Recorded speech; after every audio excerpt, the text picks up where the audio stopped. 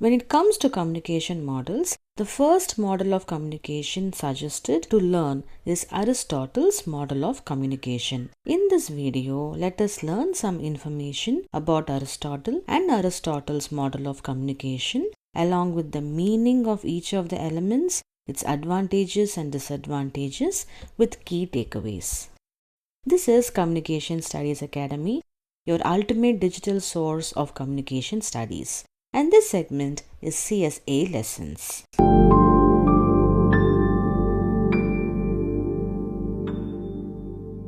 To start with, let us learn some information about Aristotle. Aristotle was a Greek philosopher and a polymath who excelled in various fields like natural sciences, philosophy, linguistics, economics, etc. Aristotle is considered an important personality in communication studies. It is because even though there are many communication models, Aristotle's model is popular because it is the first developed model of communication. In addition, Aristotle developed this model in 300 BC, and therefore Aristotle's model is also known as the oldest model of communication. Now we have a clear understanding of Aristotle and why he is considered one of the most important personalities in our field. To understand Aristotle's model of communication in detail, we will be using this basic model of communication in this video. So what is this basic model of communication? This model has 5 elements such as the sender, message, channel, receiver, and feedback. We know that the sender sends a message to the receiver through a channel. Then the receiver understands the message and sends feedback to the sender. Let us use this basic model of communication as a comparative model to understand Aristotle's model of communication. Now let us learn about the elements of Aristotle's model. Aristotle's model of communication consists of 5 elements. They are speaker, speech, occasion, audience, and effect. Now let us learn each of the 5 elements in detail with examples. To begin with, let us learn the first element of Aristotle's model of communication, that is the speaker. We know that every communication process begins with the sender, right? Now, if there is no sender in the communication process, there can be no communication process at all. Similarly, the speaker is the first element of Aristotle's model, and Aristotle believed that the sender is the important element in a communication process because if there is no speaker, there can be no communication process at all. Since the speaker is the first element of communication and the entire communication process is based on the first element, that is speaker, Aristotle's model of communication is also known as the speaker-centered model. So we can compare the significance of a speaker to the sun in the solar system. It is the central part of the solar system and all the planets revolve around the sun, right? Similarly, the speaker acts as the source of Aristotle's model, and Aristotle believed that there can be no communication in the absence of a speaker. And this is why Aristotle's model of communication is rightly called the speaker-centered model. Now let us learn the second element of Aristotle's model. In a communication process, a message denotes the actual content. Similarly, the information shared in Aristotle's model of communication is called the speech. Now, who is responsible for sharing the speech in this communication process? It is the speaker. So, one of the core responsibilities of a sender is to influence the audience with relevant content via their speech. Now, the place where the speaker gives the speech is called occasion, which is the third element of Aristotle's model. For example, let us consider a badminton match. Here, the coach is seen having a conversation with the player. In this example, the coach is the speaker, the information shared by the speaker is the speech, and the match is the occasion. Now, what would have been the possible conversation here? The coach would have possibly asked the player to focus on the game, or to use the best strategy, or just motivational speech to boost the player's confidence. But what if the coach was inquiring about the player's song selection for annual day's performance, or his test scores, or motivating him to study well in the middle of the match? It is totally irrelevant, isn't it?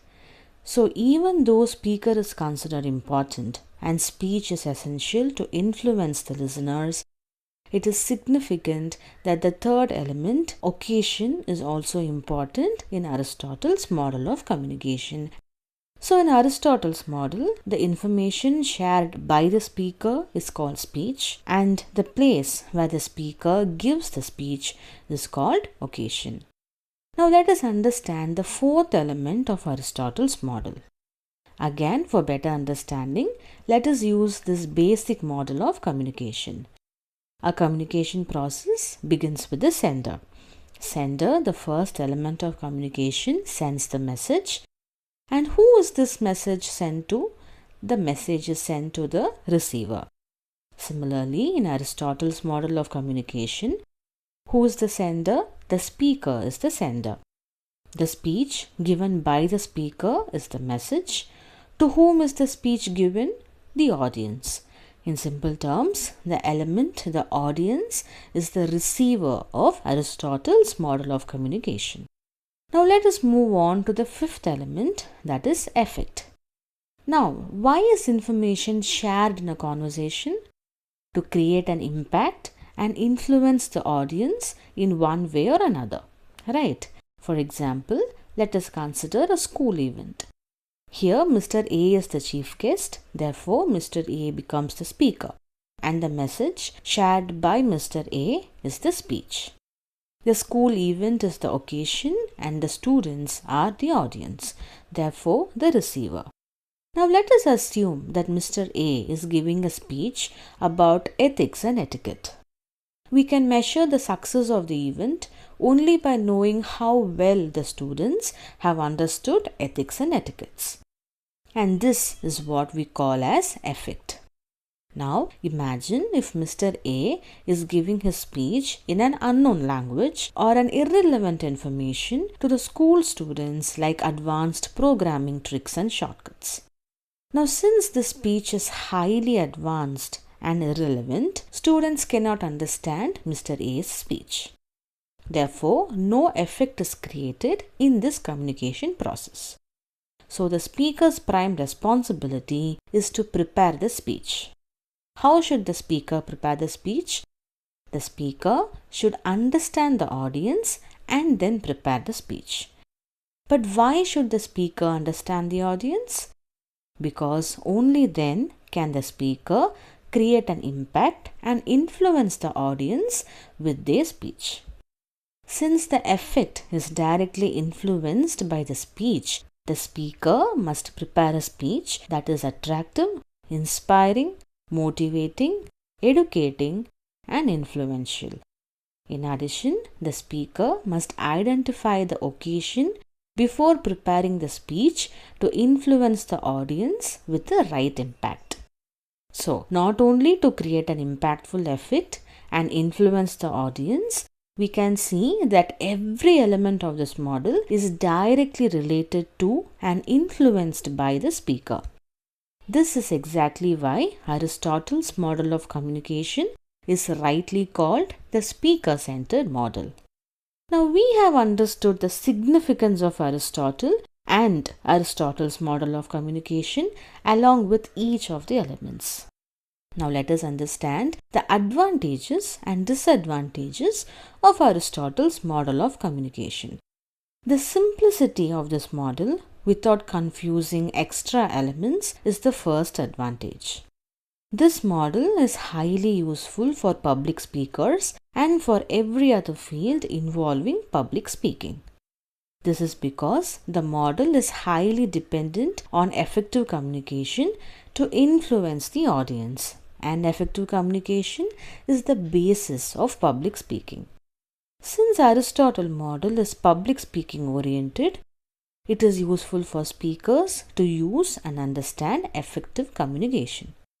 The Aristotle model, being a speaker-centered model, is advantageous for public speakers because this model focuses on the audience. That is, it follows audience-centered approach. In other words, the level of impact created in the minds of the audience is entirely based on the speaker's speech. So, speakers can prepare the speech and alter the content's tone and language based on the occasion's audience. And this is advantageous for the speaker. The fourth advantage is that the Aristotle's model of communication acts as the pioneer of communication models and is the source for the development of other communication models. So we have covered the advantages of Aristotle's model. Now let's move on to the disadvantages. Aristotle's model is a linear, one-way communication model. In simple terms, the sender's message is received by the receiver, but this model does not give importance to the receiver's thoughts, their level of understanding, or their replies. Therefore, the absence of feedback is the first disadvantage of Aristotle's model, and the receiver has no role, making it the second disadvantage of Aristotle's model.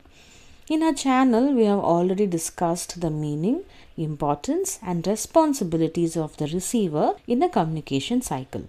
The receiver's responsibility is to understand the sender's message and to send suitable feedback. But the audience is shown to be completely passive in this model. In other words, the audience or the receiver does not have any role in this model. So the absence of feedback and the receiver having no role in this model are two important disadvantages of Aristotle's model of communication. This model completely ignores noise or barriers, making it the third disadvantage. In our channel, we have already discussed the meaning, importance, and types of noise in a communication cycle. The eighth element of communication, noise, also known as barriers of communication, is nothing but the element that disrupts the flow of communication.